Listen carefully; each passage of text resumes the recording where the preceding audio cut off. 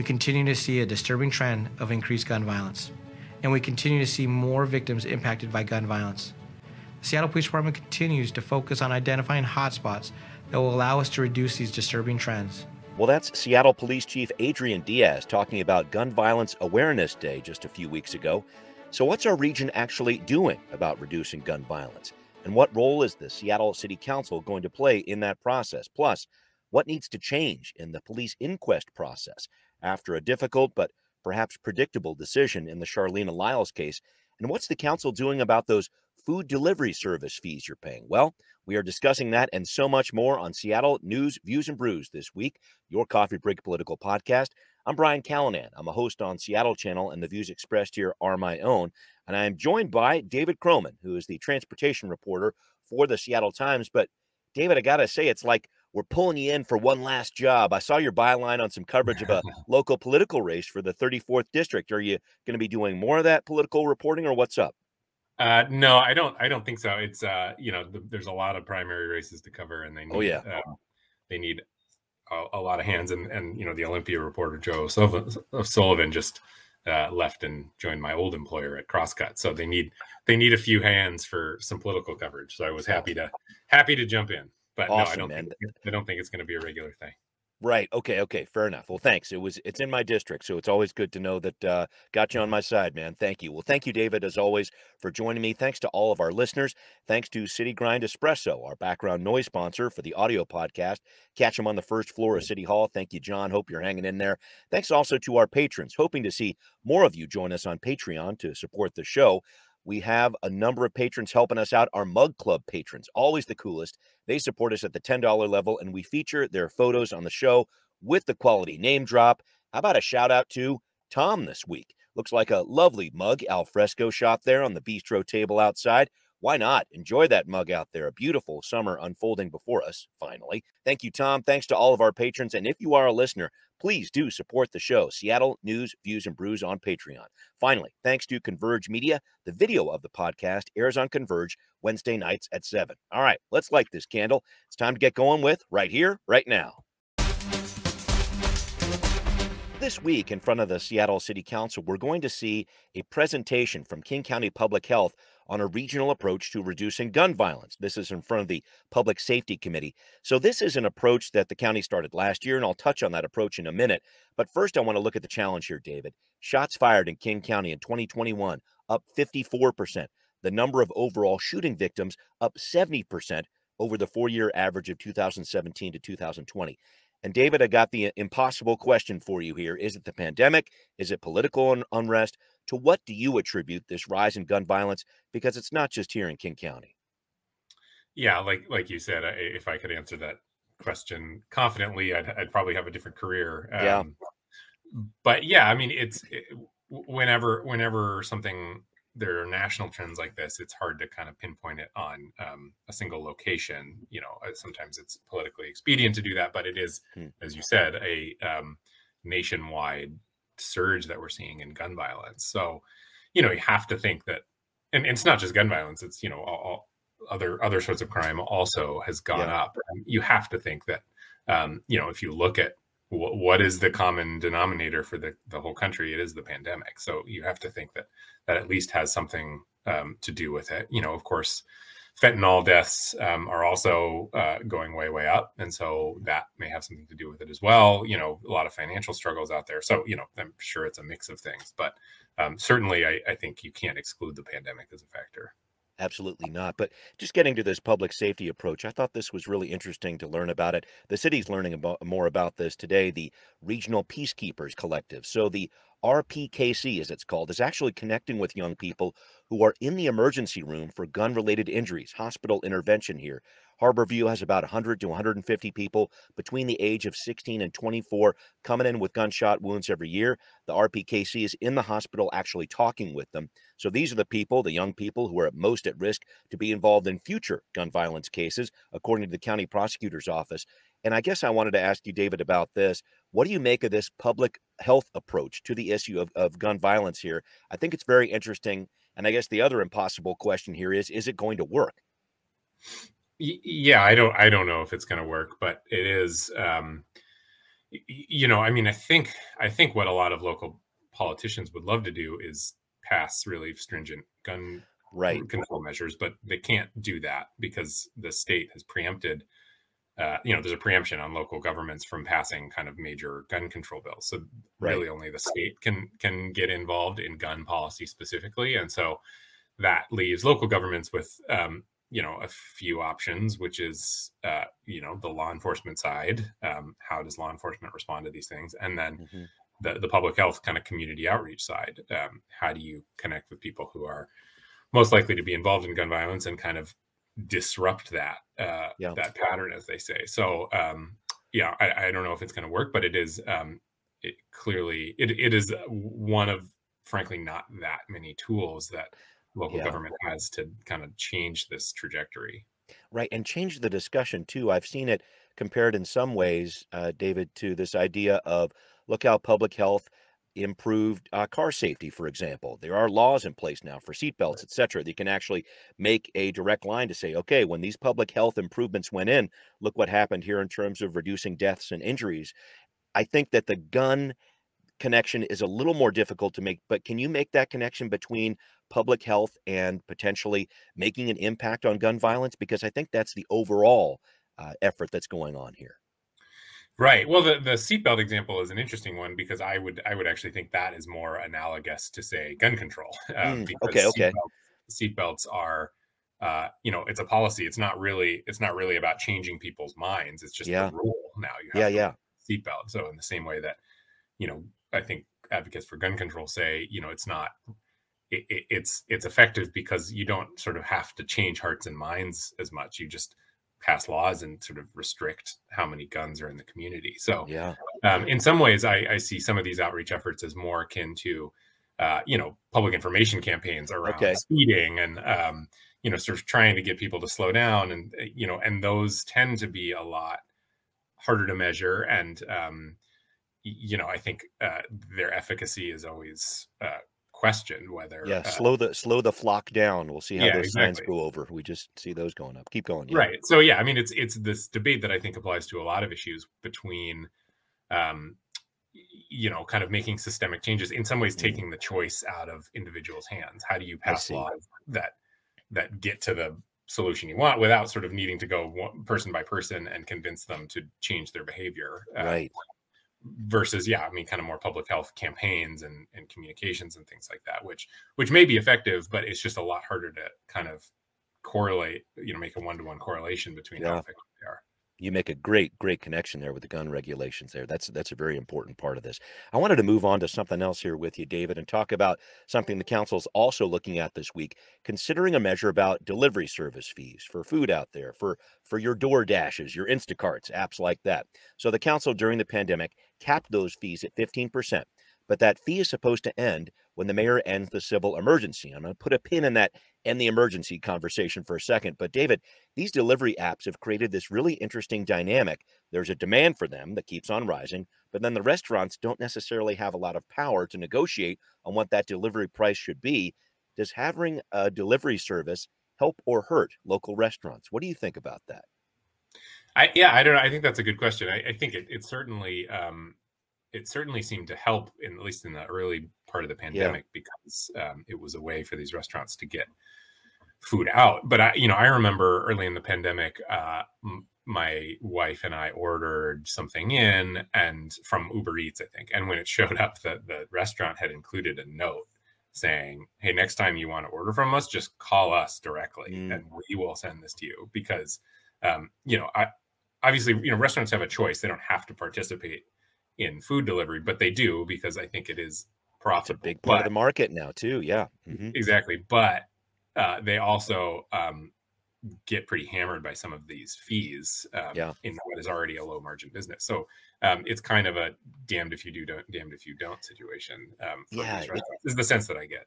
I think so too, and it's interesting. The council is talking about this permanent cap of 15%. Four other cities in the U.S. have done this: Minneapolis, NYC, Philly, San Francisco.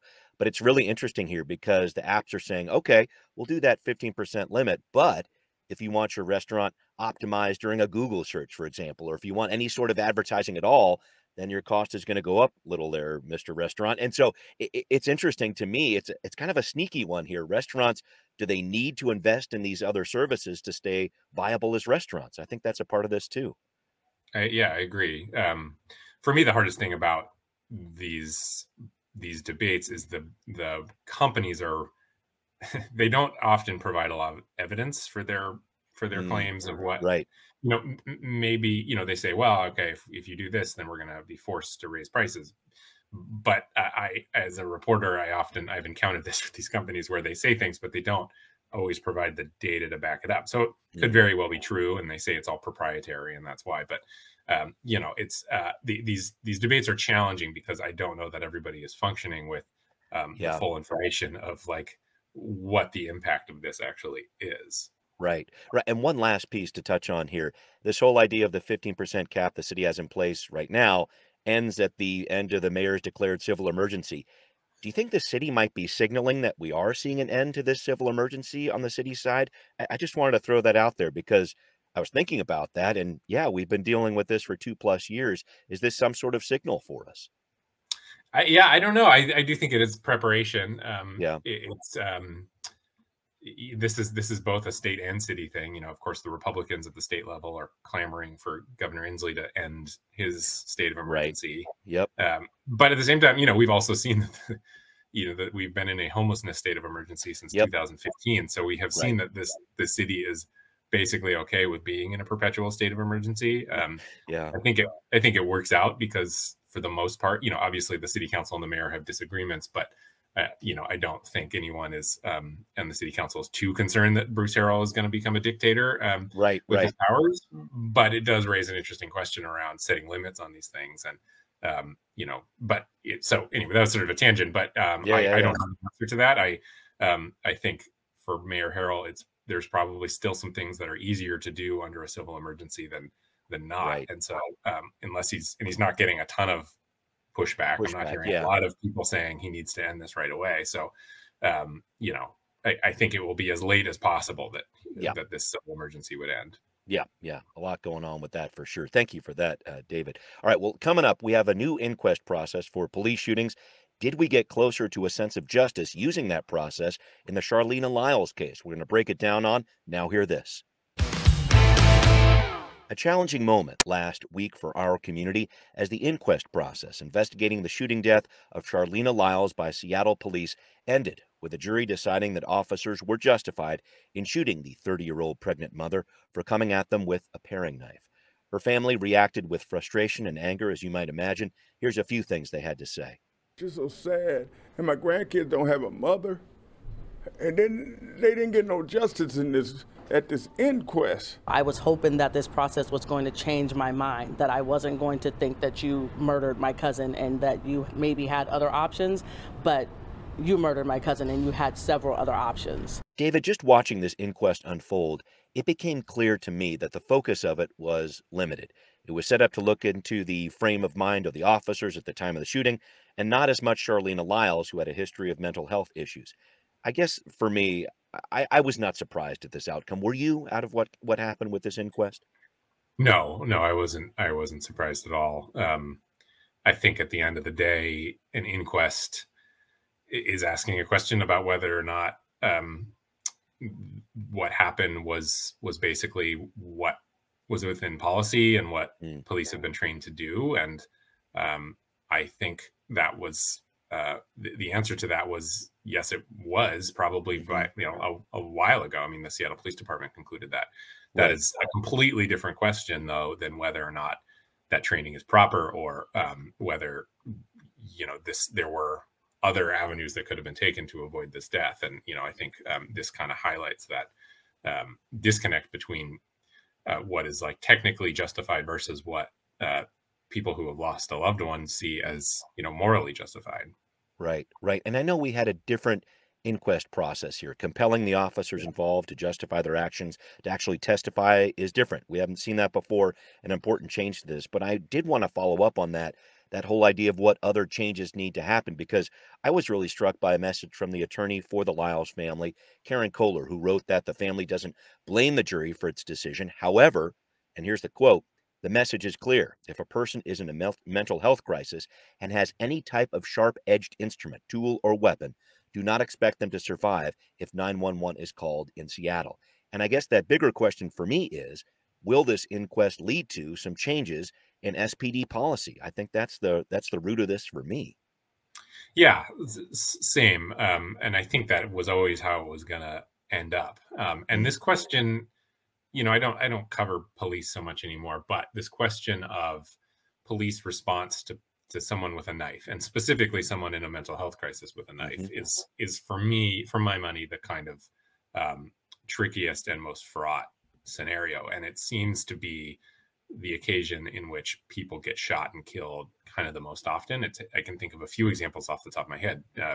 Just in Seattle, there's Derek Hayden, the guy downtown, Terry Caver, I believe his name was, the guy in Lower Queen Anne. You know, these are a few examples of somebody in a mental health crisis holding a knife. And I just think that's always going to be, you know, because that in police world is still seen as a threat to the officer's safety. There's, you know, they're not quite as dogmatic about it, but there is still this kind of pervasive view that if somebody is within, I think it's 12 feet, with a knife, they can get at you within seconds. There's a lot of, you know, where that number comes from and whether or not that's actually true is, you know, a big topic of debate.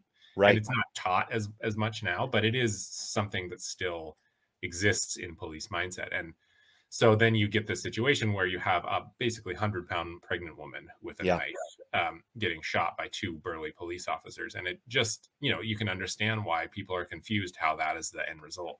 You know, why it's such a imbalance of power. And it's this woman who is clearly in a mental health crisis who's the one who ends up dead. And so, you know, the police have talked about these, you know, nets that they can deploy to wrap people. You know, there's a few tools that they have talked about. But, you know, I think really that gets at this trickier question of, you know, at what point does kind of officer sense of safety supersede, you know, the person that they're responding, you know, when does that justify actually shooting somebody? It's big. And I'm glad you brought up that part about the net, David, because it was interesting to hear from the jury, because we had that deal where the officer did not have his taser, should have, didn't have it. But the jury said even if the officer had that taser, it probably would not have been the right response here with a knife coming at them. And I know this is something that all police departments across the country are dealing with. And I think you're speaking to this. The OPA has looked into this here in Seattle, and I don't know if they have any answers either. This is almost a national discussion about what do you do when somebody has a knife like that, because it can be a deadly weapon. Officers' lives can be in danger here. What do you do about it? I feel like it's a broader discussion than way beyond Seattle here. Yeah, I think, you know, I think the answer is time and space, which is you kind of do everything you can to make a secure environment, and you know, get behind a car and you get people who might get hurt out of the way. You know, that's why I'll be, you know, in some ways I'll be very curious to see how the Derek Hayden, I wrote about this when I was at Crosscut, but I'll be very curious to see how the Derek Hayden case plays out, because that, to me, this was a guy who was in an open environment, and the police showed up and shot him within, you know, less than a minute. When it, by all appearances, it appeared they had the opportunity to create that space and to back off and to stand behind cars. And so, you know, in the Charleena Lyles case, the officers have argued that, you know, they were in this hallway, so they didn't have the opportunity to do that. Of course, you know, the family disputes that, and there's some questions about where the officers were actually positioned and kind of whether they could have given that space. But yeah, the Derek Hayden one, to me, really stands out as an opportunity where it, to my view, it seems fairly clear they had the opportunity to do that and didn't. And so, yeah, I mean, when it comes to knives and people in mental health crisis, that space and time thing is really, really important. Because you have to think that it's a temporary state of mind that these people are in, that given the opportunity, it will pass. But sometimes these things happen so quickly that opportunity never comes up. Yeah, and there are going to be more of these inquests happening as King County starts to use this new system going forward. So we'll definitely see what's going on there. Thank you for that, David. I wanted to move on to something else here. An interesting development this week. Councilmember Andrew Lewis on the Seattle City Council is discussing the idea of putting ranked choice voting on the November ballot, along with the approval voting measure that recently got enough signatures to get there. So backstory here, folks. When an initiative gets those signatures, the council can pass it as an ordinance, bypassing the voters there. Let it sit, which puts it on the ballot, or even reject the initiative and approve another measure to compete with it on the ballot. I think I've confused everybody there, so we're in good shape. But David, this story gets in the weeds really quickly, but my basic take is you got ranked choice voting. Voters rank candidates in the order of preference, and then you get a majority in that way. Approval voting, you vote for as many as you want, and the top two get through. What do you make of what the council is trying to do here? Some thoughts on this?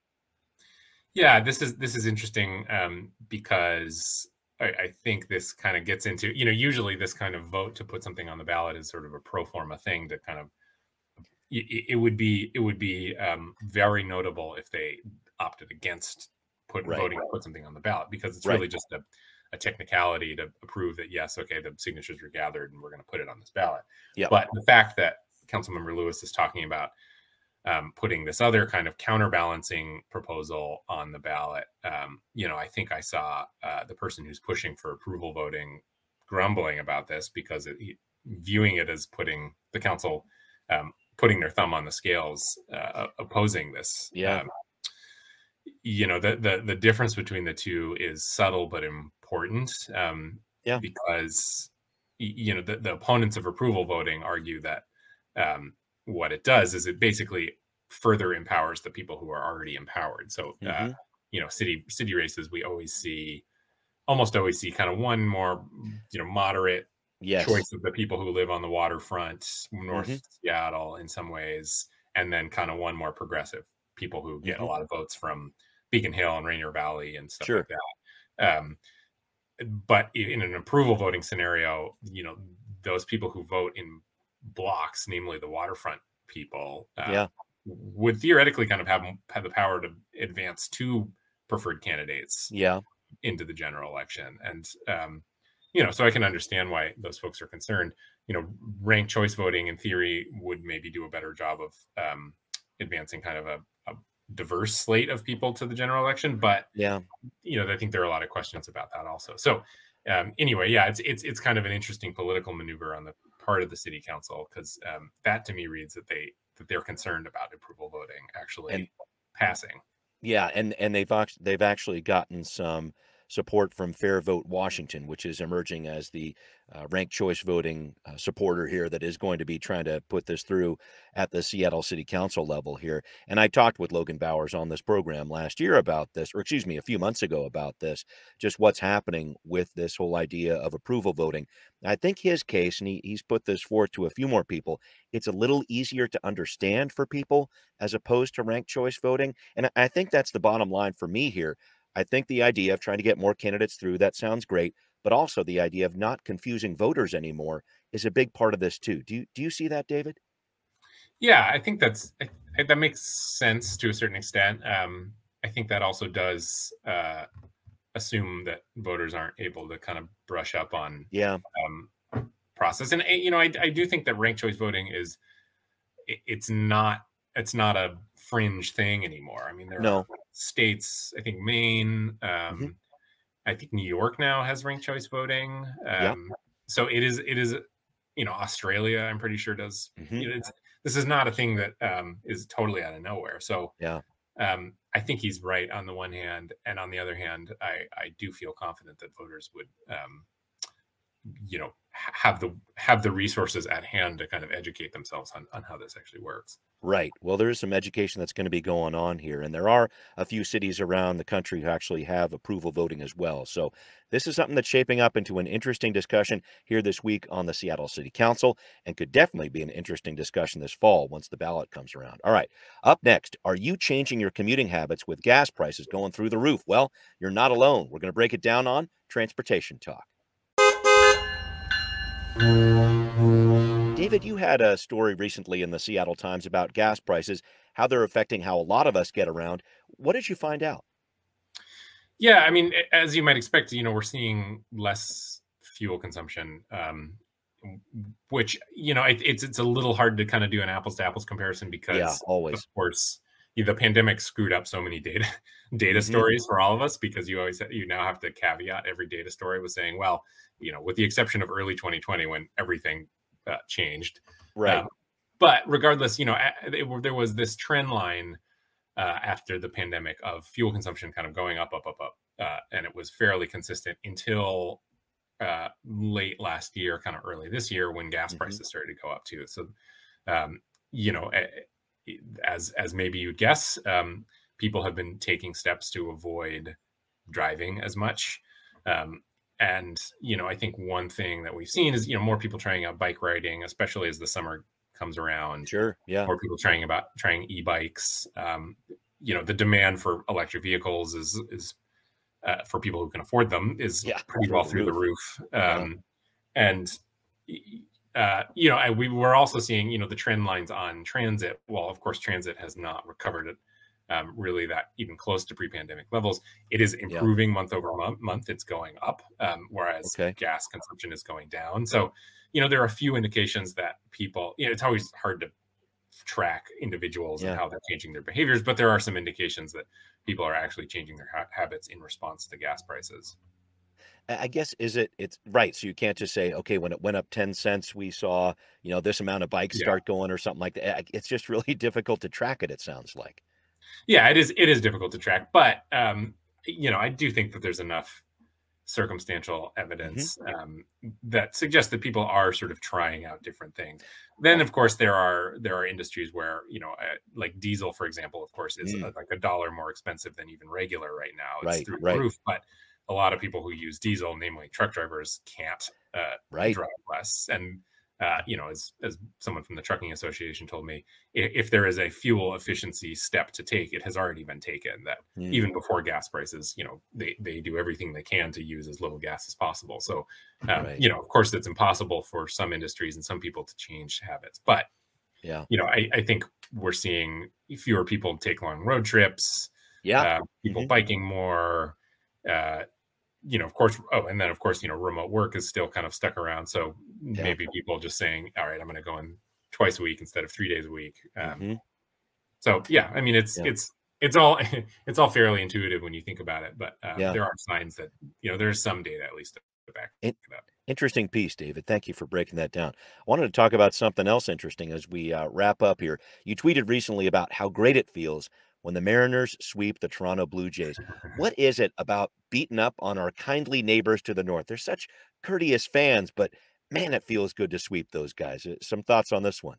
Yeah, well, it's because this is purely in the realm of friendly sports rivalry. I am genuinely actually impressed and respect how well they are able to organize their fan base in Vancouver to get down here. Yeah, I know it's like half. I went to a couple games in the series there. At least half Blue Jays fans at least. The field and there. Amazing. I remember a couple years ago, before the pandemic, I was in Pioneer Square and seeing just a line of tour buses cruising through. So these aren't just individuals coming down. I mean, they are actually organized. And when you go to Canada, you might think that Vancouver, they'd have some Mariners fans, but when you go to Vancouver, BC, nobody's rooting for the Mariners. It's the Blue Jays are Canada's team. It's the only one they have, since Montreal left. So and so of course, it makes sense that when there is an opportunity to drive 3 hours to go and see their team, then they'll take that opportunity. But that's not to say it doesn't annoy the crap out of me, even if I do kind of quietly respect it. Yeah, no, and it was great. The fans, I was sitting behind you. I'm up there booing George Springer, who was on the Astros, and a liar and a cheater and all that stuff, stealing signs. So I'm like, boo.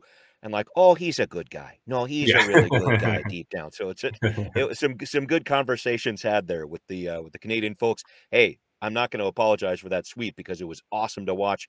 We'll have to see what the Mariners do here going up to and after the All-Star break. Some exciting stuff when you win 8 in a row. Well, David, thank you as always for making this happen with me. Thanks to the Mariners for winning some games. It's been fun to watch. Thanks for everybody who's listening out there at Seattle News, Views, and Brews, where you can always find out what's brewing in local politics. This podcast is available on all those major platforms. And once again, if you are a listener, please support the show on Patreon. It would be greatly appreciated. Thanks for watching on Converge Media 2. We'll see you next time. Seattle News, Views, and Brews is an independent production of Callanan Media Services. Copyright 2022.